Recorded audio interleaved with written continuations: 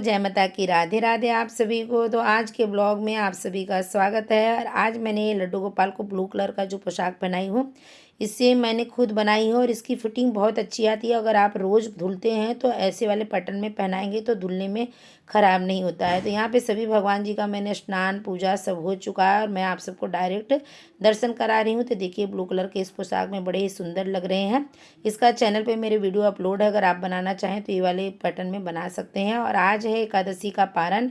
एकादशी के पारण के दिन चावल का भगवान जी को भोग लगाया जाता है और खुद चावल से पारण किया जाता है।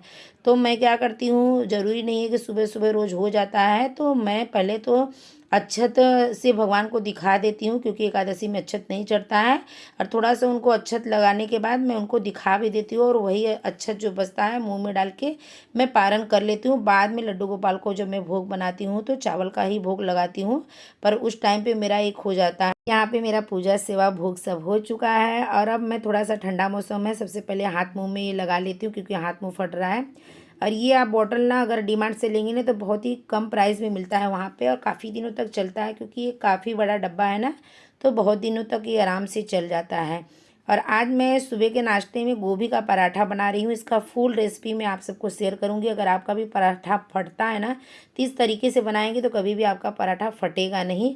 तो चलिए मैं किचन में चलती हूँ बनाने के लिए। और मेरा बेटे को बोली मेरा जाते हुए थोड़ा सा सीन ले ले, तो हंस रहा था और मुझे कुछ बोल रहा था, चिढ़ा रहा था, इसके लिए मैं उसको ऐसा बोल रही थी। और मैं आ गई अभी किचन में, अच्छे से 3-4 पानी से वॉश कर दी इसको, गोभी को। और पानी झड़ने के लिए मैं इसको साइड में रख दूंगी। फिर अभी मैं इसका पूरा आप सबको रेसिपी शेयर करने वाली हूँ। और बिना कांदा लहसुन का मैं बनाऊंगी, जिससे कि लड्डू गोपाल को भी खाने के लिए मैं भोग लगाऊं। तो थोड़ा सा बर्तन है, पहले मैं इसको क्लीन कर लेती हूँ, क्योंकि ये सब थोड़ा सा सुबह का चाय वगैरह का बर्तन निकलता है ना, तो सिंक में था तो मैं बोली पहले इसको निपटा लेती हूँ। बर्तन धुलने के बाद ना सबसे पहले मैं ये टोकरी में रख देती हूँ, जब पानी झड़ जाता है तब लगाती हूँ। और ये टोकरी को एडजस्ट करके खिड़की में रखना पड़ता है, क्योंकि ये मुंबई है, यहाँ पे जगह को एडजस्ट करना ही पड़ता है। और धुलते धुलते मेरे हाथ में ये बर्तन आ गया है। तो ये बर्तन मैं आप सबको दिखा रही हूँ नवरात्रि में जो मैंने हल्दी कुमकुम की थी सब औरत लोग को, तो यही मैंने दी थी। और ये मैंने 50 पीस मंगाई थी सबको देने के लिए। बहुत अच्छा इसका पैटर्न लग रहा है और थोड़ा सा मोटा ज़्यादा है, तो बहुत देखने में अच्छा लग रहा था। इसमें भाजी वगैरह खाली करके रखने में बहुत अच्छे से आ जाता है। तो यही वाला था वो बर्तन, मैंने उस टाइम अच्छे से नहीं दिखाई थी, इसके लिए मैंने आज दिखा दी। और जब कभी भी बर्तन धुलो ना, तो बर्तन धुलने के टाइम पानी कभी भी स्लो करके ही धुलना चाहिए, क्योंकि ज़्यादा पानी फास्ट करके धुलेंगे ना तो बहुत पानी वेस्ट जाता है। तो ये चीज़ का अगर ध्यान करेंगे तो ज़्यादा अच्छा रहता है।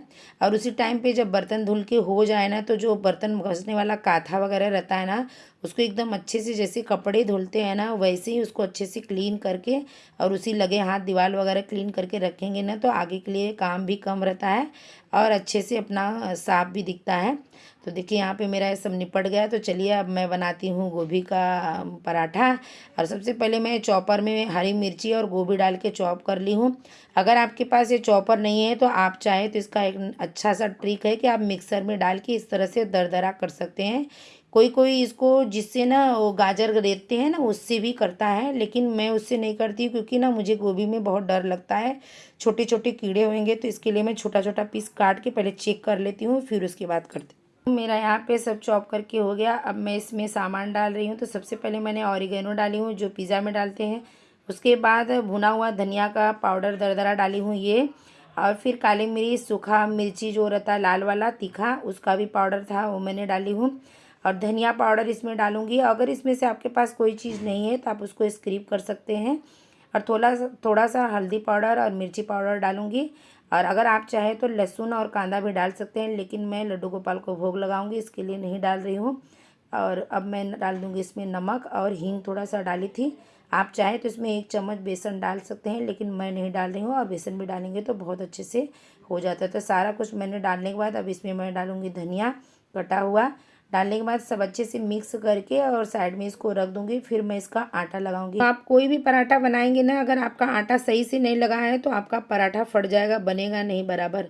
तो मैं आटा कैसे लगाती हूँ वही मैं आज आप सबको शेयर करूँगी। और अभी मैं आटा लगाने जा रही हूँ और मैं लड्डू गोपाल को भोग लगाने वाली हूँ, तो इसके लिए मैं बहुत ही ध्यान से बनाती हूँ। और ये मेरा जो ऊपर मटका आप देखते होंगे वीडियो में, इसी में से मैं पानी लेके आटे को लगाऊंगी, क्योंकि इधर उधर पानी रखा रहता है ना तो हाथ लगता है। तो मैं वैसा भगवान के भोग में नहीं यूज करती हूँ। तो देखिए मैंने आटा लगा दी हूँ, और आटा लगाने के बाद मैं आपको दिखा रही हूँ, ऐसा आटा खींचे ना तो तुरंत ऐसे लस के साथ खींचे आटा, इतना गीला आटा रहना चाहिए। मैं थोड़ा सा खींच के दिखा रही हूँ, तार के जैसे ऐसे उठना चाहिए। इतना ढीला आटा बनाएंगे तो आपका एक भी पराठा फटेगा नहीं, चाहे आप गोभी का बनाएं चाहे फिर आलू का बनाएं। तो देखिए मैं इस तरह से आपको बेल के दिखा रही हूँ, मैं फटाफट से बेल रही हूँ, ज़रा भी पराठा मेरा फट नहीं रहा है।